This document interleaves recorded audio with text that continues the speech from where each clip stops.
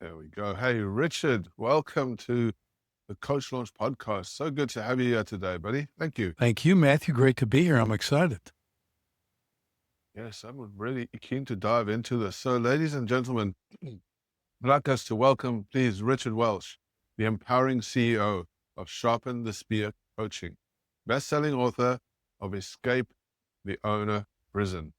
With over 30 years of entrepreneurial experience, Richard has dedicated to helping business owners increase clients, sales, and revenue efficiently whilst minimizing the cost.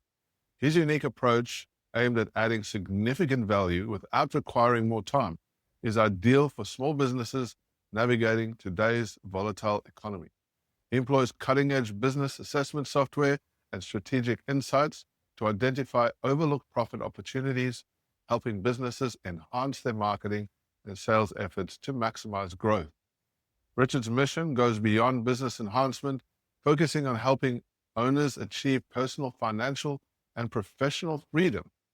This transformative strategies and comprehensive training modules offer businesses the tools to generate leads, boost sales, and significantly increase profits. Outside of his business endeavors, Richard is a devoted husband, a father, a U.S. Marine veteran, a champion boxer, a black belt, and an internationally recognized steel sculptor.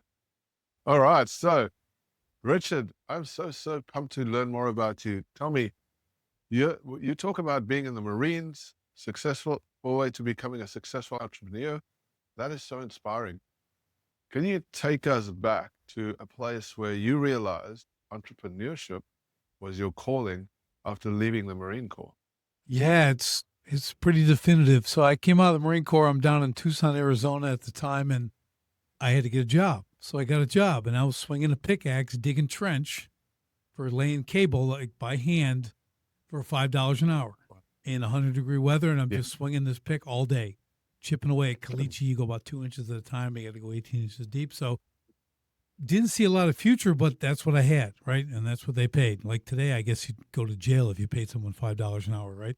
But so I'm doing that. Then one day a guy came out and we're working in these neighborhoods. He said, "Hey, I got a side gig at one of my other houses. Would you be interested in helping me out?" I said, "Yeah, sure. Do anything for money, So I went there, and he had 35 tons of crushed granite on the street. Ooh. And he wanted the wheelbarrow all the way to his backyard, spread everything else, right? Can you do that? I said, "Yeah, I can do that, man. I do this all day." So I spent my last $85 before payday on a wheelbarrow and a shovel. Showed up on Saturday, took me about 10 hours, just humping, getting that thing done, taking it back, spreading it, get done, sweating, streets clean. He comes out, and here's the best part, Matthew. He put $1,000 in my hand. And I looked at $1,000 and I said, "Man, I did this yesterday for $40. Okay, I know my future." I said, "I am going to work for myself. I'll shovel this much every day for $1,000 a day. Okay, this will be my new life. I don't care." But I'm like, and I'm also doing the math going, man, I can do 2 jobs a month and I make more than I'm making now. So I'm like, I'm going to do this. So started the side hustle, doing all that. That actually turned into landscape custom water features. Then my steel sculpture, and that blew up, got really big, got really great. But that really was that was the moment that I realized. Now, I had always worked hard. I grew up in the golf course construction business and stuff like that. So, but I never thought of like be a business owner or anything like that. I'm like, if I got to keep all the money if I did the work. That was my level of understanding for entrepreneurship. Wow. If I cut the grass, they'd pay me $15. Okay, cool. I'll cut the grass. I'm not cutting it for someone else who gets $15 and gives me $7. Okay, I get to keep all the money. That was my level of knowledge from the business standpoint at that time as a 21-year-old goof. Wow, that's amazing. So this is interesting because not many people get that spark, right? It's like you can work for yourself. So many people want to trade their time for money, but there's always opportunity out there if you're prepared to get in and look for it and put the effort in. Like that's an amazing story. You took the initiative and you put the effort in. How many more of those big 25-ton piles did you A lot. shift after that? I'm doing this by hand for a while. Then I started getting guys working for me. Then I met a guy, he came to help me with the Wow. job, but he was an excavator, right? So he had dump trucks and machines. He was kind of semi-retired, but he's doing this on the side. And I had a big 55-ton pile. So I'm like, I got a couple wheelbarrows, I got the shovels, let's go. We're going to get this. And he goes, can I show you something real quick? I go, sure. So he put 2 wheelbarrows, front to front, end to end, right, like that. And then he took his backhoe and he scooped the granite and he just poured it in both the wheelbarrows. The guys took it and ran to the back. I went, oh, there's a life changer right there. I got to get one of those. Okay. He goes, dude, you got to be smarter. You just got to be smart. I go, oh my, and we did it in like 2 hours. We did what took me Wow. like 10, really hustling. We did it in like 2 hours. I'm like, this is amazing. So that began my, your systems thinker, Leverage. right? I'm like, I need machines. And it really, that stayed with me as I built and developed, moved to Chicago, launched my water feature business there. And I ended up making it, Matthew. We kind of nicknamed ourselves the special forces of water feature building, right? Because we had all the equipment, 3 guys. We could do what took 15 other guys with 3 guys. We could do it. No. We could do it in a day, 2 days. They'd take a month. The stuff we ended up pulling off because I got this unbelievable equipment, it was impressive. But I always kept that in mind. I don't need 15 guys. I need 3 in the right equipment. So good. And me. The right equipment. Yeah. So good. So and I'm assuming at this time you're doing your business stuff. You're starting to learn some business skills as well along the way, right? Because you came into this, you left the Marine Corps, you've got these skills, which is amazing. But now you've got a whole new world in front of you, right? And so you started this business. There's a learning curve in that, right? Yeah. Talk to me a little bit about that. Yeah, there's a learning curve if you want to learn. Okay. Yeah. If you just, I'm just going to be totally transparent here. So I build amazing things, right, that no one can build. So I just could charge whatever I wanted. So again, my business sense was make lots of money. That's business to me. Yes. And that's what I was doing. Yeah. 10,000 for this, 50,000 for that, $100,000 for that. Oh, $250,000 for this one. I'm just making money. What? That's business, right? That's literally how I got. And I'm just, even when I got married later, my wife, I'm like, well, what do you need? Well, we need that. I'll go make that. I'll go make that next week. I'll go make that tomorrow. So that was honestly like for 20 years. Yeah, I had a CPA, I had people doing taxes, and I didn't do it. Right. I'm just giving them the data, but I wasn't really paying attention to the business. That's a problem. Gotcha. Okay. Yes. It's not when you're making tons of money, but also usually when you're in that mindset, you're also spending a lot of money. Okay. Yeah. Because I'm not a guy with any real vices, but you know what I like? Equipment. I like big shiny skid steers and excavators. I'm like, and I got cash.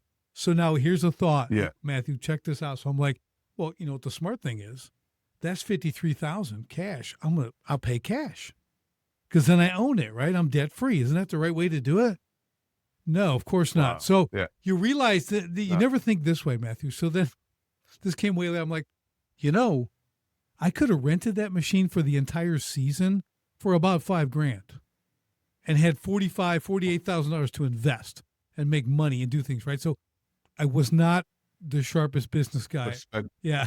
So and I owned everything I had. Dump trucks, excavators. Gotcha. There was a lot of money. I had a e-commerce website built in like 2004 or something. Paid $41,000 for it. $41,000 for something today you can do for free. Okay, literally on Wix for like $100.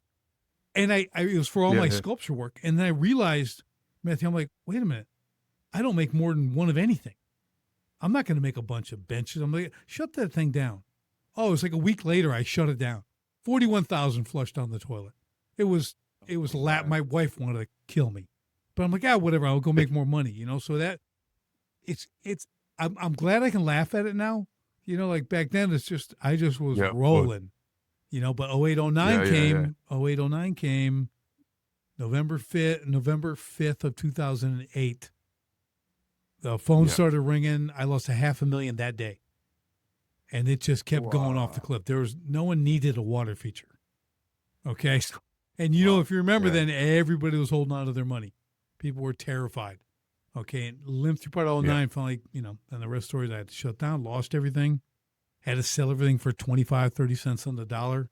That $50,000 skid steer, didn't get a lot. I got 17,000 for that, So, yeah, I could, Oh, that hurt. yes, That yep, hurt. yep. I got a good book of failures. Yeah. Wow. So you're on this high, and then the GFC wipes you out, and I can only feel that because we got pretty wiped out in that period as well. And a lot of businesses who weren't, especially when you're in that space where it's luxury stuff. Yeah. The luxury stuff everybody wanted when it was good, and then when things got a little bit high, then it was like put a hold back on the money, and then a lot of businesses kind of plummeted from there. But like you just said, there's a lot of learnings from that, right? Yeah. The war stories, the pain that everyone went through, right? So tell me about that. So you've got all this business going. You've obviously had to let people go, which is frustrating. Is that right? That is right. Everybody had to go. And so where did you go from there? Like, what was the experience? And So, was it lower? well, here's how it worked, right? So we are limping. I'm like, it's over. It was, whether it's 3 months from now or 3 days. I'm like, there's no way we can sustain this. Now, I've had the same guys for 10 years, working for me, the best crews ever, right? They do anything, never miss a day of work. Office manager, all this stuff. I'm laying in bed one morning, Matthew, and I had this epiphany. And I started thinking, if business is first, always, and that's what I was about, the next great thing, another publication, another TV appearance, another award, all this. If I go, if I stay on this path, now at this time I had 6 children, 4 years and younger. Okay. Oh, So wow. my wife, our Good house, work. all this stuff, right? So I'm like, I'm laying there thinking, wow, all my kids, when they didn't see me much because I'm out early and I'm home late, right? Because I'm trying to keep this business going. Yeah. One day, my 4-year-old's chasing my truck out of the driveway crying because I'm leaving. All right. And I'm looking at him at the rear view mirror, but I'm like, I got to go. It's business. I got to make this happen. And really kind of ego driven. But I said, my kids don't care how many trucks I have. They don't care what kind of house you live in. They don't care what I do. Okay. They just wanted me to be around. Like they wanted to see their dad. I'm like, not available. And so the epiphany was, if I stay on this path, I'm going to destroy my children's futures. They're going to have broken marriages, failed relationships, right? Maybe they'll be good at business, but now I know they wouldn't have been if they did what I did. So I'm like, wow. I said, I can't do this. So I got out of bed, went to the office, said, we're done today. We're shutting down. Drove to the construction yard, had my last cup of coffee with my guys. Again, over 10 years with these guys. The guys, got to wrap it up, man. Can't do it. I don't know what I'm going to do, but I can't do this. I have become what I do, and I can't let my business own me. I serve it. It doesn't serve me. I said, so I'm letting it all go. And I had no plan, Matthew. I had no plan. Man, that must have been so tough. Like I couldn't even imagine like those conversations. What was it like for you? It was hard because, man, they gave me everything. Now, granted, we pay them. I support families, I like to say, but these guys work, man. They were dedicated. They worked at such a high level. We were so good at what we did. I mean, we built a water feature in a backyard wherever, and it looks like it was there before the house. Like it's from nature. Wow. I mean, that's how good we were. And then the sculpture work I'm doing, world-class exhibits. We're building stuff that no one could ever do. And now I got to tell these guys we're done in a day, like we're finished. So. Yeah. But I'll tell you, it's been 16 years. I haven't built a water feature or done a sculpture in 16 years. Goodness. Yeah. So there was obviously a massive pivot. Yeah. Let's talk about that. So you're probably in a pretty low place then, and a lot of stuff is going on.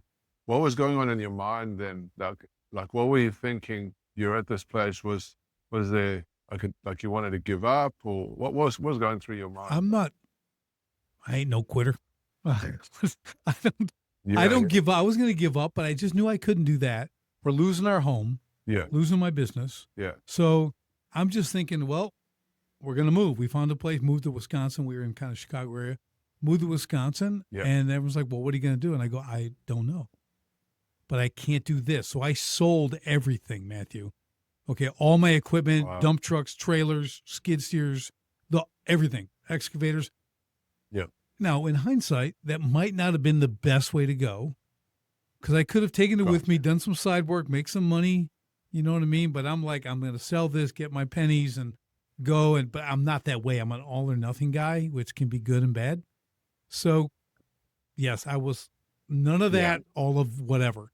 So now we're in the new place, and I'm thinking like, what do I want to do? So I need to do something. I love to train people, fitness and everything else. I box, I do all the stuff that you said. So I'm like, Yeah. well, there's an Anytime Fitness down the road. I'm going to go down and I'm going to go down and just become a trainer. Looks like they need trainers. They don't have any. So sure enough, go down and be a fitness trainer. I have these great programs, start building it. Next thing you know, I'm trainer of the year, Anytime Fitness. I'm like, oh, well, you Oh, know what that means to an entrepreneur, right? It's time to open the gym. Okay. So I'm going to go open a boot camp style training gym, which I did. yeah. Created these really cool, like belt progression programs and stuff you test out and everything else, and they were in 4-person squads, and it was really cool, right? Had this place and did that, and it was awesome. I got trainers, had them do the work. Cause one of my things, Matthew, was like, okay, I've got 6 kids. We're going to homeschool them all. The whole goal is to homeschool them all the way through, right? Do all this. So Yeah. if my wife needs me, if she calls me, I need to be there. I need to be able to be there in 15 minutes. That's Gotcha. how I initially how do I build a business like that? You're engineering this environment Right. so that it was functional for Right. your life. Right. So I started figuring out, have a system and build this, and they have a process. People come in, they do this, this, and this. I have trainers. They open the door. They get that stuff going at 4 a.m. Right. So they're doing all that stuff. But it sounds to me at this stage you were starting to think more of systems-based type Yeah. stuff, right? You were looking at it, how can I leverage, which is an important context, Yeah. right? Talk a little bit about It that. really is. So yeah, I became a systems thinker kind of by, a necessity, right? Like I Yeah. wasn't totally like, but I'm like, as I thought about how do I do this, I go, well, it's like a McDonald's thing. Can I just make systems that are duplicatable? I mean, there's a Right. million Anytime You were Fitnesses. modeling that. Right. You were modeling that McDonald's type thing, Right. Like, right? and I'm looking at, Did you do it? but I look at all the gyms. I'm like, well, there's like a million of them. I got people coming Yeah. and going. They're 24 hours. Yeah, they got a 24-hour gym. There's no one there at midnight. There's literally no one in the place, but you can go in and work out, Yeah. So I'm like, I can Yeah. do this. I can pull this off. So I did, but I had hours, I had classes, I did all this stuff. And that really started to work well, So I'm like, okay, this is real Wow. good. But I also love contracting, right? I like construction. So, hey, I'm going to go start Wow. a roofing, siding, window business too, because I can make even more money. So I did that, systemized that, use subcontractors, all that stuff. So I didn't have to get up there and do it myself because I had no desire for that. And I built that out, right? So I got that going. Wow. And then people started asking me, hey, Richard, like, how did you go from all that 20 years, lose everything, come here, like, be a trainer, like, how do you do that? And I said, well, what are you doing? Right. And I started looking at their business and I go, oh, let me tell you what you're doing wrong. Because I did all the wrong things, right? So I started seeing Wow. patterns, Matt.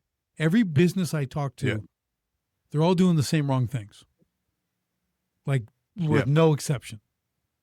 Okay, so I'm like, okay, so They're all doing, so say that again. They're all doing the same wrong thing. Yes. So it's kind of, okay. or it's like, What are those same wrong or things? it's like to say they're doing all the right wrong things. That way I can help them. Right, wrong Okay. thing. So Yeah. the things they're doing is, again, they're opening the door every day. They're doing Yeah. too much day-to-day stuff. They're too hands-on in the business, as it says, right? You need to work Yeah. on it, not in it. But really it was like this inability to let go of their craft or their trade or that physical, like that sense of accomplishment you get if you can build things and do Yeah. things, right? So I started Yeah. looking at that and this dedication of not paying themselves. They're last to get paid. Okay. And they don't get Wow. paid what they're worth at all. They're getting a fraction of the money. Everything's backwards and upside down. It's like, and like every single business, but there's ego driving this, right? Like it did me. I got a business. I got this. I'm supporting these families. Yeah. And they're all getting paid first, brother. What about your family? Yeah. And Yeah. eventually you got to figure Wow. out like, this is a problem.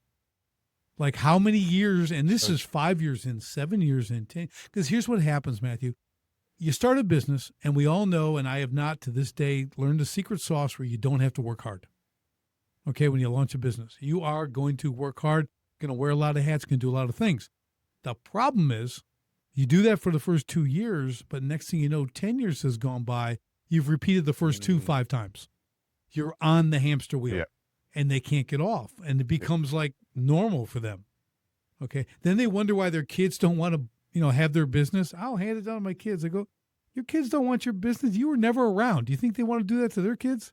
You're never around. You can't go to their Wow. games. You can't go to their recitals. You can barely go on vacation and not be on the phone. I said, that's your bit. You don't have a business. You have a prison. Oh, I'll write a book called Escape the Owner Prison.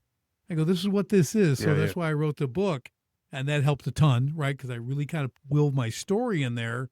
And then all these fundamentals that you should do in business, that when you read it, it seems obvious, but no one does it. And when you square that away, Let's take it. Hold on a second, Richard. I want to dive into, you have a methodology, right? Mm-hmm. You have a book that's come out. It's called Escape the Owner Prison. Mm-hmm. Talk to me about this, your system or the process that you have and some of the influences that have helped you create this system over the last while. Yeah. So in Escape the Owner Prison, we get down to, it really comes down to a couple of things. First, it's how you serve your clients. Okay. Because this is really, really important. And people they don't get that. They kind of do it and they're like trying to get a job and get work and get paid. And they're not understanding. Yeah. They never look at it from the customer's viewpoint. Okay. Right. Take construction. Go to any custom home builder or whatever and look at their website. You know who they're talking about? Themselves. Okay. I'm this 40 years. Yeah. We do high quality. Who doesn't? Okay. I hope you do high quality. No one's advertising they do low quality, right? So they're saying all these things that puff up their own ego. They're speaking their builder language to people who have never built nothing. They haven't built a doghouse, right? They don't know about building. They just want a custom home for $2 million or $500,000, whatever it is. So they totally forget about the customer. They just say how great they are. I'm awesome at this. I do this. I do that. Here, look at the pictures. Because here, I'll give everyone a little secret. I can show you 4 pictures of like a remodeled kitchen, and all 4 are spectacular, right? You'd want any of them you'd want if you could just have one, right? I'm like, okay, well, there's the outcome. Let's go talk to the homeowner. Talk to the friend, man, this is a beautiful kitchen. They go, yeah, well, tell me about it. I go, well, I'd never do it again. That's the usual response you get. It's the worst experience of my life. Dirty. The guys are swearing all the time. Got the music. They never communicate with us. They show up whenever they want. It's just, and they'll give this horror story, right? Yeah, they got a nice kitchen. Yeah. What do they go through? So no one's thinking about the experience. They're not thinking about their customer. They think because it ended well, like you got this great kitchen, that is all good. That's why the pictures lie. You don't know what really happened. Yeah, it's a great. What did it actually take to do that? And you can only, and don't ask the contractor, ask the homeowner. They have a totally different viewpoint. See, so we really had to flip that and start looking from that direction, understanding what they see, what they interpret. And again, let's say they're in their 50s. Maybe it's their second or third house. It's not their first rodeo. Okay, they know what's involved. And if you can promise and deliver a world-class experience instead of just a great outcome, they love you and tell all their friends, right? Because that's your focus is them, not the house. I mean, it is the house, but it's them. They're the owners of the home, man. They're the king and queen, baby. I mean, you got to treat them like royalty. So how are you bridging the gap? How does your system bridge that gap? So what we do is we start to analyze like what you specifically do. What's your process? What's your systems? I mean, homes are different, but they're a home. When the phone rings, what happens? Someone calls, ring, ring. Hi, Richard, I need a custom home built. What happens? What's the whole process?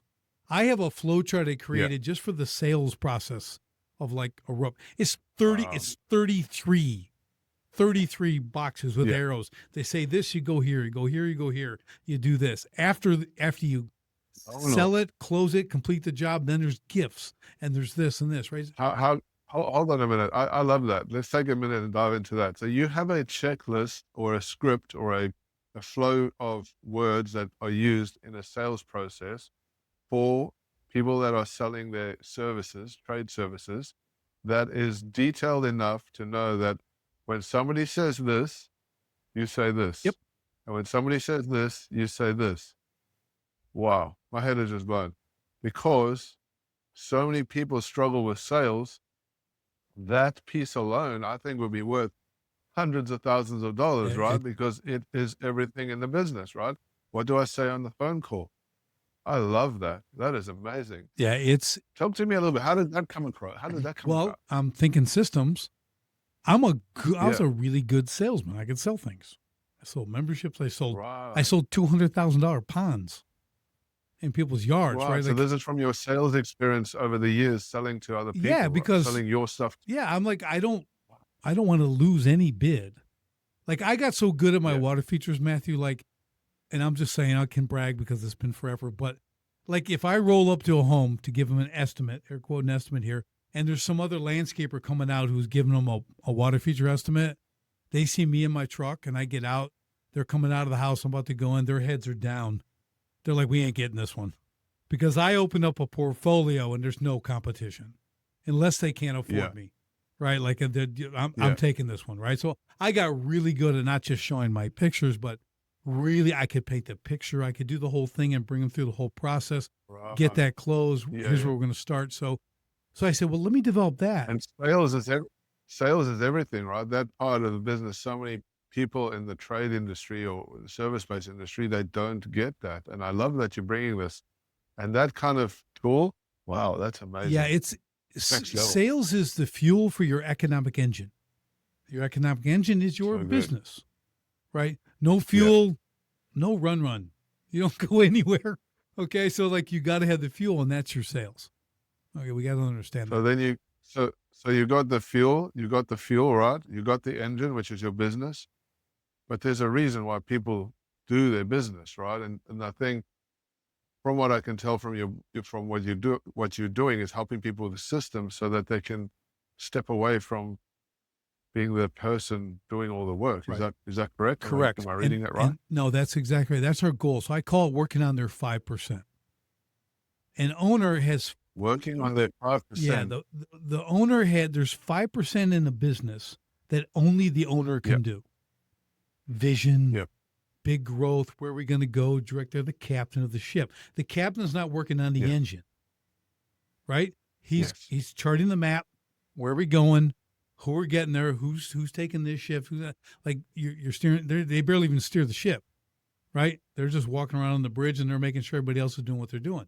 That's the 5%. They reel in the big clients, right? So we have a thing called strategic vision, where we really build out where's the company going in the next 18 to 24 months, and how does everyone inside this Wow. company, how are they the hero in that part of the journey? So we build all this out so everyone knows exactly what they do, how they do it, why they're doing it, right? And they can actually win every day in their positions, right? So you got everyone working for purpose, because people want purpose, they want recognition, they want quality pay, in that order. Yeah. Okay. So good. Yeah. And what happens if people don't do this type of stuff? If they don't follow a process or they don't have systems in their business? What have you seen out there that goes wrong? So, well, they make money. I'm air quoting money, right? But they're making a little more, than they would if they work for someone, but they have all the headaches, right? So what it is I'll take it down this road. So I compare it to like your business. It can be it's the mistress. Okay. It's always calling you. It always wants you to sneak over at night to do one more thing, right? It wants your time. It wants your attention. It's going to constantly pull you away from your family, from your loved ones, because you need to go fix this. Oh, I wonder who's not going to show up tomorrow, and I'm going to have to do that. Oh, I wonder, did we get the payables? Did we actually collect that money that I finished those a month ago? Did I ever get that money? Like you don't even know where your receivables are. That's the mistress. And it just, Oh, good. and you know how many businesses ruin families? Like it's Yes. unbelievable, Yes. that entrepreneurial journey when you're doing it the wrong way, like all the stuff we're talking Wow. about. It I can't tell you, man. And this is why I do what I do, Matthew. Like I save Yes. families. I had a client's wife Wow. call. I said, Richard, I got to tell you, we just spent 2 weeks on the beach with all 5 kids. He was never on the phone. He was totally present. I thought, she goes, in 8 years, never thought that was going to happen. And I'm like, that's why I do Yes. this. You know, making money doing this. He can be present. Um, He's not thinking about that. Just, we started, he's doing 12 jobs at a time and he couldn't do any of them. And it's just, the chaos. People get Yeah. comfortable in that chaos of running the business because they feel like they're the firefighter. I'm putting this stuff out. I'm saving things. Why everything is actually burning at home. It's kind of sad. And from what I've seen and I've experienced in my life of being in the trade industry is that when you complete a job and it looks good, all right, and you get that pat on the back, right? Mm-hmm. And that pat on the back motivates you to keep that loop going because you now believe, because it's visual when you do that type of Mm-hmm. work, right? You see something that is created, and people, they might be maybe your, I don't know, boss or people around you, they give you the pat on the back. Oh, good job. And that good job feeling keeps you just keep doing that good job thing, right? Yeah, So I get it. I was always about the next great thing. Yeah. Everything I made was totally unique. I'm going to do another great thing. I'm going to do another Wow. great thing. I'm going to do this world-class exhibit. It's going to be there for 100 years. It's all Corten steel and stone, and it's really cool. And now we got guys want to go to Dubai and do, hotel lobbies and stuff. It's like it's just, I want to keep doing the next great thing. And that was my problem. My ego was driving me so much, my ambition and ego, that I wasn't paying attention to the business, right? I Wow. wasn't looking Yeah. at numbers. I wasn't doing any forecasting. I didn't really have a vision. I had fulfilled my ego's desire. That's truly what it was. Yeah. It just was ambition. There's a great saying I learned from some good friends of mine, really successful entrepreneurs. They said, ambition makes a great passenger, but it's a horrible driver. Ambition can only be in the Wow. passenger seat. You can't let it have the wheel Yeah. because you will go off a Yeah. cliff, which I did. Okay. So, they didn't tell me that Wow. before I did that. I found out long after, but I love the saying and it's true. You know what I do now, Matthew, with new clients? I have What's that? a wooden hinge box, with the lid and everything else and a little latch on it. And I put a brass plate on it and it says my ego. Right. It says my ego on the plate. So I give them that Right. when we start. I'm like, you need to lock your ego in this box because I'm going to hurt your feelings. I am really going to hurt your feelings. Okay. Because we got things to work on here. And I'll put it in there, close that, put it in a shelf where you can see it. And when you get tempted to make those bad decisions based on ego, okay, you look at that, go, I can't because it's in there. Right. I'm not allowed to That's operate so with that ego. powerful. So it's metaphoric and all that kind of stuff, but it really is important to Yeah. Yeah. understand that, come on, especially in trades, construction, we're building, like that's man stuff. Like that, dude, Yeah. Yeah. there's that sense of accomplishment, like you talked about, when you see it. I built that. I drive around still there. I go, I did that roof. My kids are like, yeah, Dad, thanks. Yes. Yeah, we know. But you see, you're working with, It's not again. I can't remember people's names, but I can give you detail on every job site from 30 years ago. I can tell you exactly Wow. what I That's did, where it is. cool. I could drive by, go, I did that 30 years ago. It's like, isn't that Wow. weird? Like how like self-absorbed is that? Yeah, I understand that. Totally understand that. And so you're helping people scale with their businesses. You're helping them win back time so that they can grow more efficiently with all these systems that you've developed. You have a coaching program or a program that's called Sharpen the Spear. Could you walk us through some of the key components of what you do and how you help people in that with your program? Yeah. So there's 3 things I ultimately want to accomplish with a business. Okay. Profit, freedom, and impact. Okay. I have to start with profit because you don't have any money, you're not going to have any freedom, and you certainly aren't going to make any impact. Right. So I'll come in again. We'll look at the business. I can analyze. I can do deep dives. I can do multiple levels of things and show them instantly, listen, I can double your profits without additional marketing or ad spend. Just by what you have, Wow. you're leaving it all on the table. So common. Little tiny incremental changes in a number of areas, and all of a sudden your profits are doubled in a really short period of time. I'll give you one quick example. Oh, I will go in and say, we're going to begin by cutting costs. Everyone's like, well, I'm pretty good with that. I'm sure you are. But let's see what yes. happens. We print out line by line. One company, I saved $49,000 What? in cost. $49,000. Okay. Pretty much almost paid for the whole coaching program. I'm almost free now for them. That's the first 3 weeks. Yeah. That's the first 3 weeks. Okay. So like, Eric, we got that now. Because you know what most businesses in general, but I'll say definitely in the trades and construction, cash flow is what kills them. There's money, but there's no access to it. Oh, I get a draw in 30 days. Oh, I get, that's going to pay for the next job, pays for the last job. They're in that evil cycle of just, oh, I hope I get another job because I got to pay for that one. They're putting out money for materials and doing all this stuff, and there's no cash flow.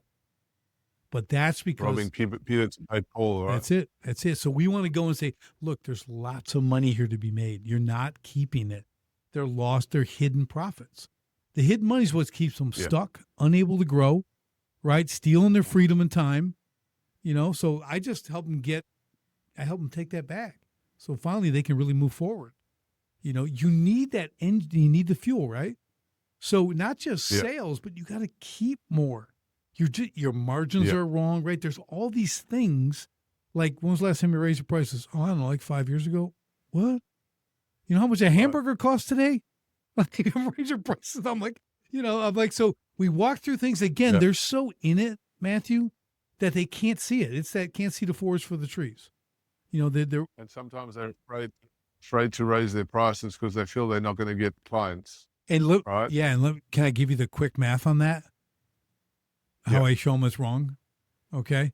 So let's say you have a gym. We'll take the gym example, right? And say I have 300 clients. I have 300 members that come to the gym and they pay $60 a month. Okay. I'm like, okay, I need to raise my prices. I'm going to go to $64 a month. Okay.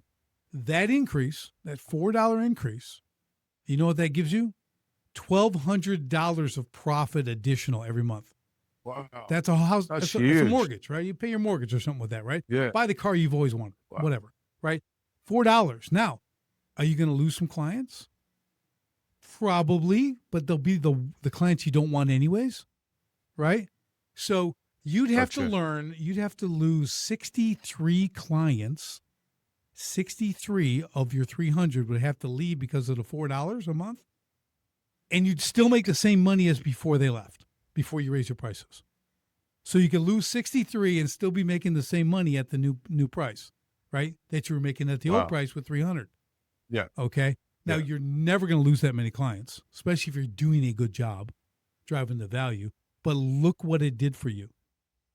$1,200 right there, $4 a month, right? Simple. And that's just one thing. And that's just one thing. That's one thing. And then, there's so many things. Like we talk about discounting and all kinds of stuff that I don't let anybody do. So it's fascinating, these little things that add up. It is. I'm pretty sure the listeners here would want to understand this. But you're talking about hidden profits, right? And you just highlighted one of those. What are some other hidden profits or hidden markers that people can look at to unpack that profit? So let's talk discounting. Okay. You got a product or service. Hey, I'll give you 10% off. Okay. It's a $100 product. Cost of goods sold, COGS, $70. So I can make it everything at $70. If I sell for $100, I make $30. Okay. Yeah. 10% discount, I get $90. Still cost me $70. I only make $20. Do you know how much at that 10% discount I have to sell to equal the previous price of the $100? Almost 50%. I had to sell twice as much to make the same money as before, and that's only 10%. Goodness okay. Me. No one only does 10%. And here's the kicker that I want everyone to understand. A buying decision, this is all done by massive studies, is not affected until you hit 40% in the discount. It's not going to change someone's mind whether they get it or not till you hit 40%. Can you say bankruptcy? Oh, you're doing that, right? I know, So right? these things, like you don't discount. I don't allow it. We increase the value. We bundle. We add more. Yes, We yes. do simple things like that, but we're always driving value. Remember when I said see it from the Love it. customer side? They can Yep. get more. A discount is money. Wow. I mean, like 10%. No one's gonna say no to 10%, but it didn't affect. They're going, oh And when great, it's a gift. It's not. Oh, I'll get it yeah, now. yeah, It's yeah. 10%. When you go to buy a car, let's say the car is $30,000. Okay, you look at it and go, well, Yeah. if it was $30,100, I wouldn't buy it. Do you think you make a decision So like that? good. Right? You don't. You're not going by Yeah. the dollar amount. It's new car smell. I look cool in this thing. It drives. It starts every time, like mine doesn't. Right? Like it can get me to A to B Yeah. effortlessly, man. I'll be the envy of all my friends. You're never talking about the money. You're talking about all the benefits it gives Yeah, you yeah. to your life. So we have to understand that in business too. That's the stuff we have to drive. Are you driving real value? I mean, I'm talking double and triple the value.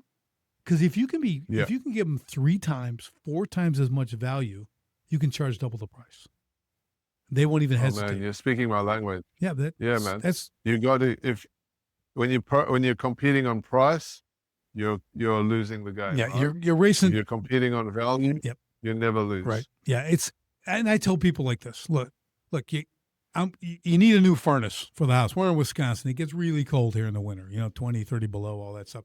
But my furnace is out. So, do I really care about how many BTUs it has and this technology and the venting? I could, you know what I want to know? Can I sit here in my living room with my 5 kids playing a game, not wearing 3 layers of sweaters, 2 pairs of socks, and a blanket in the winter? Can I be in shorts and a t-shirt, be warm and comfortable? That's what I want. Can you tell me that's going to happen? Yeah. Because I'm not excited about BTUs. Okay. That's why the price of you have to sell this stuff different, right? You have to understand, you got to think about the customer, right? You're all about it because you're a furnace guy. You think it's, Yeah. no furnace can put out, this is the one, who cares? They really don't care. No one cares. Okay. You might get the occasion, hey, this guy, the husband's an engineer. He might get into this. Okay. But other than that, that's an anomaly. No one cares about the features. They want the benefits, right? We hear that often. Benefits. But what does it really look like? Yes. That's it. And you're coming from this in a whole different angle. I love the whole context of this. It's really interesting. And I think it's definitely a big missing piece for a lot of service businesses out there and trades businesses. What you're saying now hits home to me because I've been in the trades industry before and I've seen it. I know it. There's this big missing gap. Why is the customer not at the front? Oftentimes it's just complacency, and the other time is just lack of knowledge, right? Yep. It's just like, I didn't know that this even existed. So you're bringing this to the foreground. Yeah, it's pretty amazing stuff. So tell us about your coaching program and how it's evolving and what you're planning to do in the future to impact other trades and other people and business owners around maybe the world, USA. Yeah, I've What does that kind of look I have this little goal. I want to help 10,000 business owners create profit, freedom, and impact in their Wow. business. That's my goal. Now, Yeah. in the U.S., there's 32 million small businesses. So I'm Wow. I'm doing a little tiny bit. So there's plenty to share Yes. for the other people out there. I can't train them all. Okay, but I'm building this out so I can actually serve that many people. Because I think, again, everything we just talked about, see, it's like fundamental. Like when we say it, it seems super obvious, right? And I go through this like daily, right, with people, and they just, you didn't know. It's okay. You don't know. You do a thing. You don't do business.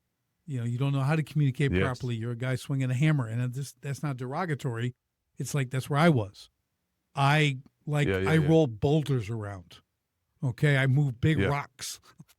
I dig holes for a living. I'm the proverbial ditch digger. Okay, I'm that guy. Yes. Okay, but so you're not thinking that, but that's what we want to do. And like, you get the profit, right? You find all that, you recover what's already there. You find it. Now you have the time freedom because profit will give you quality of life. It'll give you time if you're smart. Yes. If you're not so smart, you're going to go standard living and you're going to buy a new boat and buy a four-wheeler and get a better car, and you're going to be the same level you were before I found all that money for you. And I'll be angry. Okay? Because I want you to buy time. Okay? Time with your family, time to step away from the business, to think about the big next move in your business. That's what the profit will do. That's your freedom. And then your impact is like, wow, what can I do for the people working for me? What can I do for the community? How can I take this money, this active business income I have, and like do something worthwhile where people are going to remember it, you know, and like say, hey, this is awesome, right? This guy did this, right? Remember, as a small business owner, Matthew, you've got, I don't care what size your business is, if it's a 2-person or a 200-person, you have influence in the community. You are looked up to, you are respected because you do what most people won't. And that's take the risk and create a business and everything else. And when it's going well, you go even more. So you have incredible influence. You have power way beyond your business walls. And that's what I want them to see and be able to do. And being able to make an impact in your family and the community is a huge honor, right? It's a huge, for anyone that has a business. I think we all want to do that, right? Even though sometimes it seems impossible, but it is something that I think personally, a lot of people aspire towards. I want to help my family. I want to help my grandparents, or I want to help the neighbors or the people in this community, because it's a good feeling to do that, right? I think they actually get into business for that. That's legitimate. They just never reach it. It's 10, 15, 20. Yes. They're like, they never, I got in this for freedom and I have none. I got in this to make more money. I don't have any money. I wanted to help this play. I can't, you know, but I can't leave either. I can't leave the business because who would I be then? See, my identity was, I mean, if I wasn't Rick Rock, if I didn't have a hat, shirt, pants, wrapped vehicle, I didn't know who I was. Like that, people knew me, but my friends are still upset that I quit that thing. Like they can't get over it. They're like, "How you were the greatest at what?" I'm like, that, you know, they just haven't got over it. You were that guy, right? You were that guy. They suffer way more. My friends suffer more trauma from it than I did. Okay. It was so interesting to hear how you just shifted, right? You made that decision and you said, from this moment, I'm no longer doing that. And it was, I think, it was an identity shift, really, more than just a decision. It was like, I'm no longer going to be that person. I want to start being this person, which it sounds to me, which is so amazing. Is that true, what I'm saying? That's exactly it. It was like, you know how people will say, and I can do this because 16 years later, the best thing that ever happened to me was losing everything. Like if that didn't happen, when it happened, 6 kids under 4 years old, all at the right, man, I tell my kids today, who are 20, 19, 18, 17, and I tell them, listen, if you want to follow me, be who I am, not who I was. That's the goal. What I've been this last 15 years, what I've spent time growing, doing, building, all this stuff. You didn't want to know me then. Okay. Yeah. Wow. You know, so it's just that different person. Yeah. It's really to me, it's providential, man. It's just God had a plan for me, gave me that ability to see down 20 years with my kids, what would happen if I stayed on that path. And I'm like, and I listened for once, because for the first 20 years, I didn't listen to anybody. And that's why I never learned any business. I had all these great people give me advice. Was it maybe that you didn't have that ego in the box, right? That is 100% true, man. I had a billionaire client, okay, multi-billionaire, owned professional sports teams, manufacturing plants. He's like, love me, okay, best client, give me advice, just kind of off the cuff. And I'm like, okay, thanks, Kara, that's great. I'm like, what do you know, man? You don't build water features? You don't do school. What do you know? You just have billions, you know. That's the level of stupid I operated at, okay? And I look back now and laugh, and I'm just like, man, friend, like people would get, and I could be a little intimidating, you know, times. It's like they just gently would give me advice that I just like, whatever. I know everything. It reminds me of my 18-year-old son, because he's in that place right now. He knows everything. Just ask him. He'll listen to none of my advice. I only do it for the record, so that when he's 30, he can go, Dad, you were right. I always tell him, you can thank me later. When I tell him to do something, I don't want that. You can thank me later. Just go ahead and do it, and you'll be okay. I don't think there's many people that haven't been through that. Like he's right or he like You're right. to. This But you is, can't do anything about the past. You can only do anything about where you are now and your future, right? And you had that moment, pivotal moment. You had your back against the wall. I'm assuming Mhm. you had these 4 kids. It was a pretty tough time, and you've broken through, built a successful business. You now help countless people in the space, like service-based industries, to grow, scale their businesses. Like that's amazing. And I honor you for that because that's, it takes commitment. 10,000 people you want to help. It's huge. And that's a bold statement. I've often see people doing that at the 1,000 mark, but 10,000, yeah. that's a big, bold statement. And that's pretty awesome. Now, for the listeners out there, and this has been an honor, by the way, listening to you talking about your journey and the stuff that you've been talking about. But for the listeners out there who are eager to uncover their own profits and find out what's going on, what would be the steps that they should be taking in their business right now to think about untapping some of the hidden profits? What are the next steps they can do after this? Well, I would. Listening after this. I will tell you what I didn't do my first 20. I'm going to tell them to do now. Okay. Cool. Again, 20, 30 years ago, 1990, you didn't have coaches available unless you're like a C-suite super executive and you're paying $1 gazillion for some guy to help you. But today, you need to ask for help. You need to get outside eyes into your business. They will see things. I will see things that you're standing on, and you don't realize like you're standing on it. Like literally like money. Like imagine you look down and you don't see anything. I go, well, if you'll step to the side, I'll show you. There's 10 grand under your shoe. And you're like, what? You're standing on it. You know what I mean?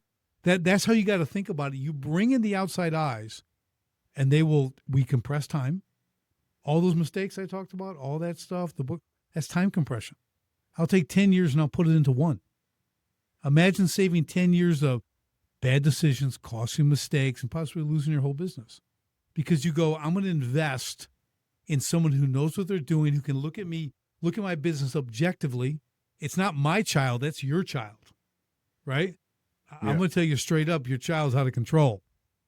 Okay, Wow. it's become normal to you, with the little tyrant running around, okay, running things in the house. It ain't normal, okay, but I will share that with you, right? We're going to straighten this out. We're going to do it quickly. Okay, we're gonna go tactical. We're gonna put these fires out, then we're gonna permanently fix them. That's the systemization. So when you have something that flares up, and it's coming into your office, there's this problem, and you go out and fix it. Yeah, we're gonna stop that right away. Okay, yeah, we're gonna fix it. Then we're gonna figure out what caused it, and we're gonna build a system so it never happens again. Because eventually you'll run out of problems. Okay, of things like that. Right. There's always something, but I'm saying that stuff that keeps recurring, that's the first point of attack. And fix it up, Yeah, right. yeah. And so tell me about some of the success stories that you've had and some of the people that you've helped and what's happened with them and the outcomes they've had. Yeah. So I've got one, he's a kitchen bathroom modeler. Okay. Does phenomenal work. I mean, it's beautiful. Just absolutely spectacular. So he contacted me a number of years ago. And he's like, look, I'm doing $2 million a year. I got 12, 15 jobs at a time going. I go, are you kidding me? 12 or 15 jobs at one time? Like, who can do that? Well, I'm doing it. I go, but then why are you calling me? He said, well, I'm not making any money. I'm going, because you're doing 12 or 15 jobs at a time. That's why, because everything, there's nothing there. So I said, how about this? Would it be okay if you did 4 jobs at a time and you made twice as much money? He said, I think I'd like that. I go, okay. Well, why don't we go that approach? His average kitchen price was $43,000. Just average. Yeah. Okay. 8 months later, his average kitchen price is now $93,000. Okay. He's doing 4 jobs at a time. Now he's building big homes. Now he's doing $50,000 bathroom. Okay. Not $20,000 or $15,000, right? He's doing the 4 or 5. It's all under control. It's like, you understand who you want to serve. The old question, who's got my money? Right? Who's got who can I serve at the high level, who I'll enjoy working with, delivering a great product or service, right? Under control. Again, people will wait. You don't have to do 10, 12 jobs at a time. People will wait. You're that good. And you're charging that much, right? So there's one. Another one is another builder, a custom home builder.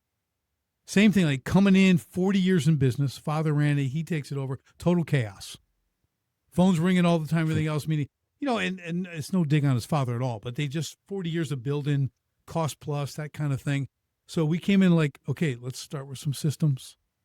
Let's get you off that phone. Let's get a communication portal. Let's build this out. What does this look like? Who are you dealing with? We started turning everything around. Now it's been 4 years. He's bought two other companies. He's going to purchase another one. Okay. So he's done that. He went from averaging $1 million to $1.5 million on the homes, these custom homes, to $4.5, $5.5, $6.5 million on the homes.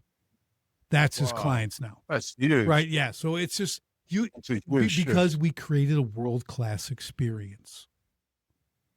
Goodness. And I've had other contractors when I mention world-class experience, they go, I don't know if I can live up to that. I mean, they actually get afraid because like it's work, but it's an amazing process and people get it. Because again, when you're building that level homes and they're people's like retirement homes, their dream home, again, it's not their first rodeo. So they're hypersensitive to a lot of things in construction that, again, if you don't understand the customer side, you're not going to know how to say, we'll never do this. We'll never do that. Deliver on that. So those are a couple. And the money is the money is everywhere. The money is everywhere if you're prepared to look for it, right? And here's a question. So I'm in the service business, and you're talking about serving at this high level. One of the things that comes to my mind is that I don't think I'm going to be good enough to do that. How would you approach that? I said, well, we all lie to ourselves. It's human nature, and that's what you're doing right now. Okay. Tell me why you can't do that. Well, I wouldn't know how. Okay, well, that's fixable. I don't know a lot of things. Okay. But if I want to know something, I can figure it out. I can look it up. I can do Chat GPT. I can do anything I want. I can do whatever and get my answers. So that's not an excuse. That's just your own fear. You don't want to get uncomfortable. You don't want to do something new. You've been in coast mode for too long, which is failure. There's only two directions, right? There's forward or backwards. There's no maintenance, ever, never, ever. You're growing or you're dying. That's it. So that's what I would encourage them with. Okay. I'm a little bit kind of bold with that, but like, I will show you. Like, you can do it. You just got to sit down. And when you're stuck in the business, Matthew, you don't get time to use your brain power. You are strictly a doer. You do this and do this and do this. And that's giving you the dopamine hits that keep you going. I accomplished this. Look, I built that. I did this. Oh, I got that finished. I did this. You're not taking a day to sit and dream. What could this business be? What could it really be? Why did I actually start this?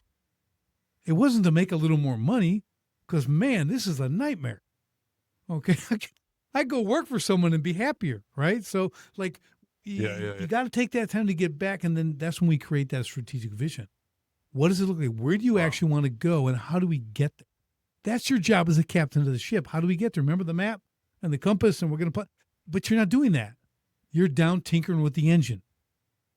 Okay. And you're not looking at where you're going, and you're going to, crash into something. Right.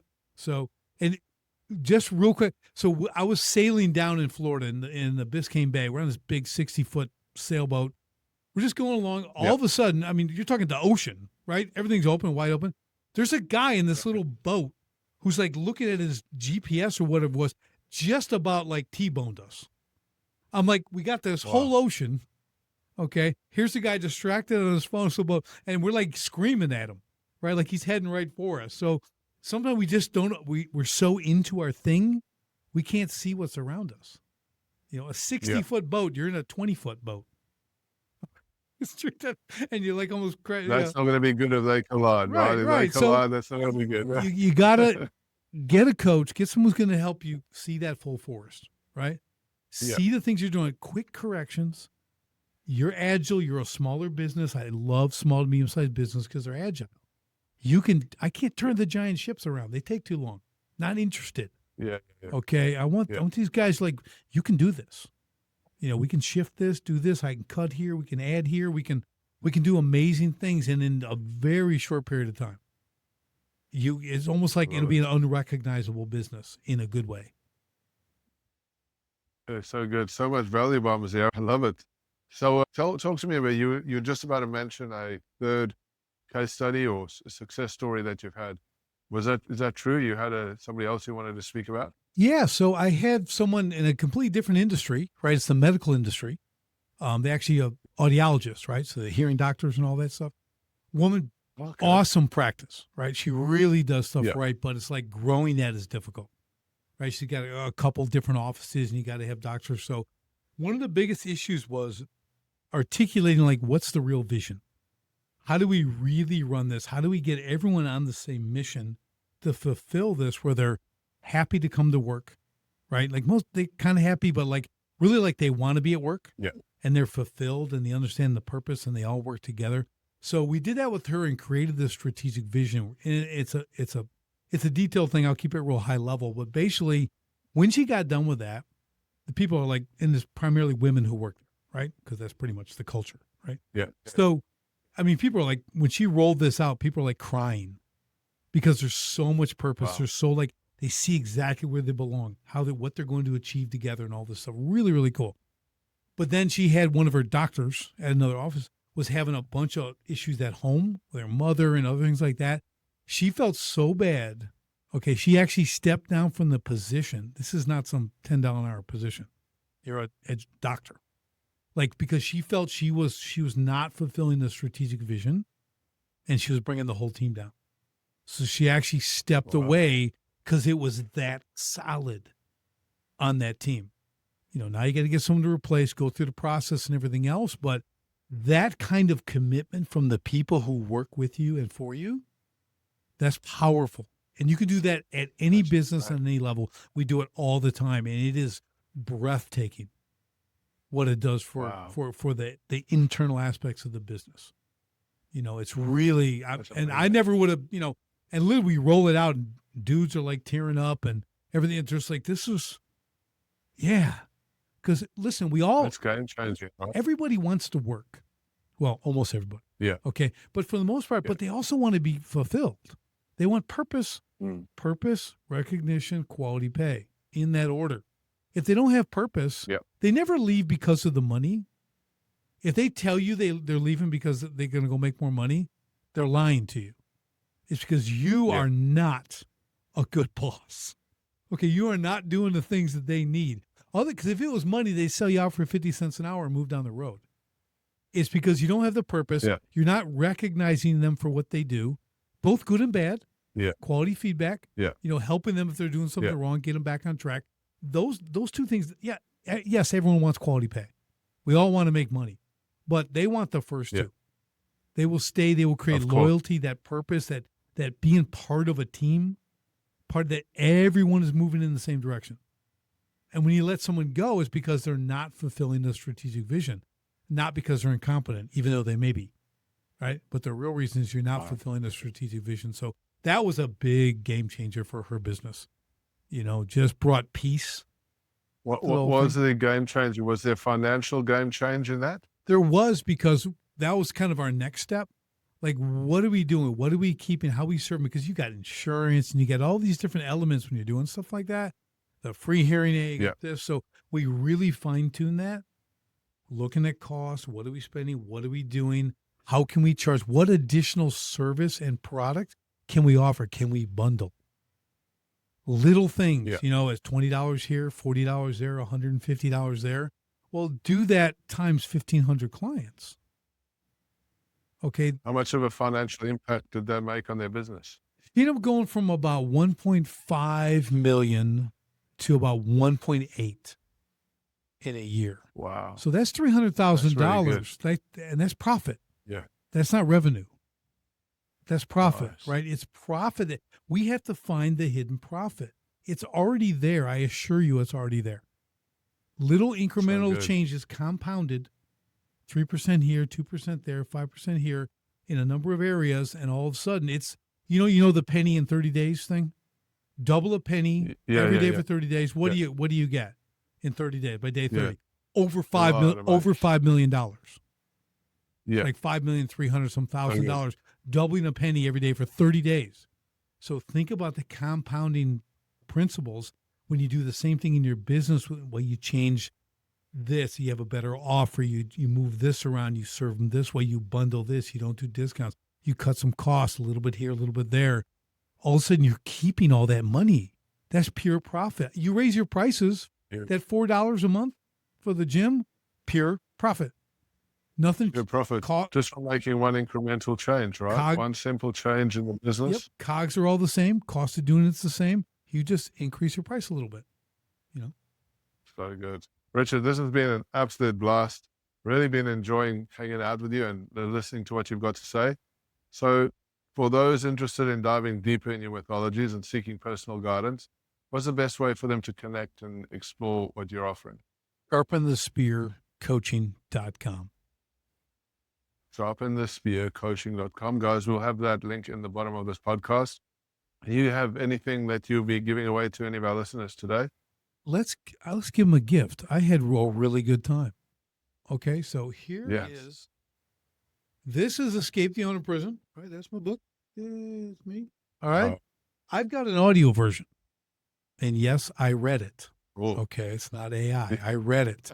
And I'll tell you what, because this show's been so great, if you guys go to sharpenthespiritcoaching.com, send me a 1-sentence email. Hit the contact thing and say, Richard, I saw you on Matthew's show. I'd love the free version of the free audio version of Escape the Owner Prison. And I will send it right to you. Oh, so good. Guys, so listen up, send a message, go to the link below, which is sharpenthespear.com, correct? SharpenTheSpiritCoaching.com. Sharpenthespearcoaching.com. Yes. Go and fill in the contact form, send an email, and Richard's going to send you a copy of his amazing book. That'll take you to the next stage and learning how to uncover the hidden profits in your business. Awesome. Thank you, Richard. My pleasure.